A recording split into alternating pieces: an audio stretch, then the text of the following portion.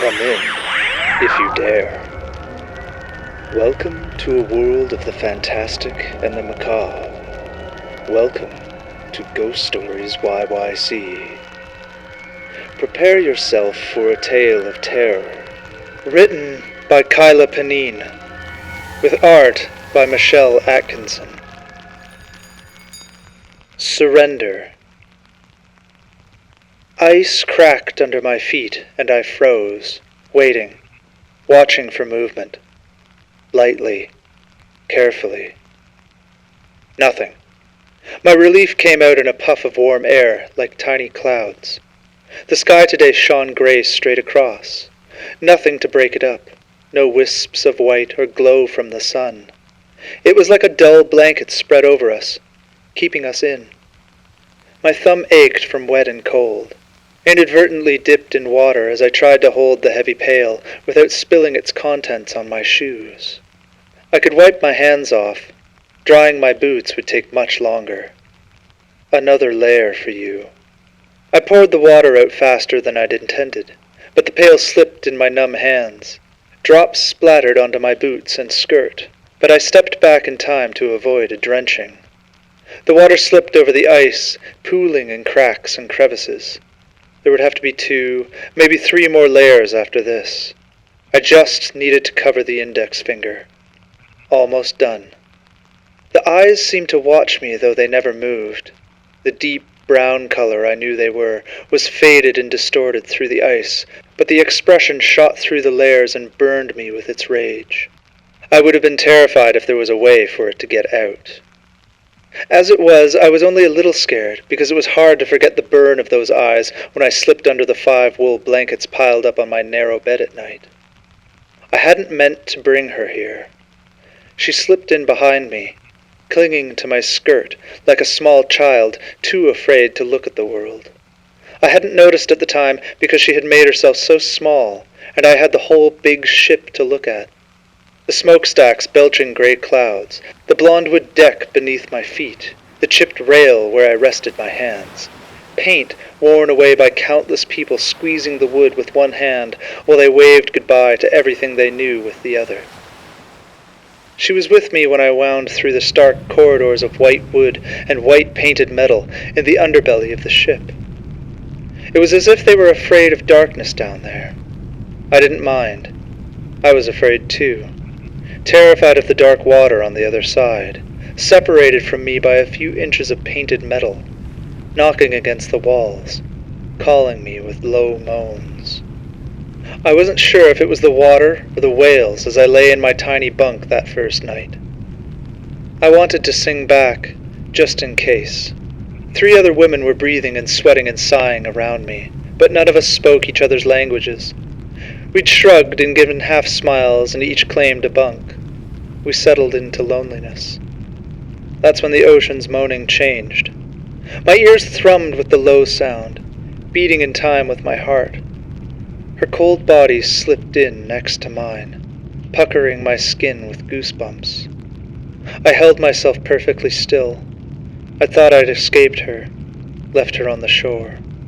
I didn't want to open my eyes to see her blank ones. Somehow I slept as she cupped herself around my body. I ignored her as the ship cut through the endless swath of deep blue.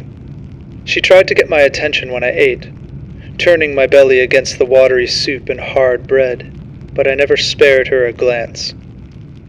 It wasn't until I walked on new earth, sucked in breath after breath of air I didn't recognize, and felt the difference in my lungs, clear and empty of judgment. No one knew me here, except her.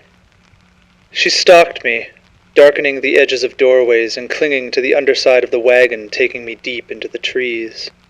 I tried not to listen to the scritch-scratch of her nails on the wood as I sat, trembling from the ruts in the road. The cabin had been used before. Other people's disappointments made the air inside stale.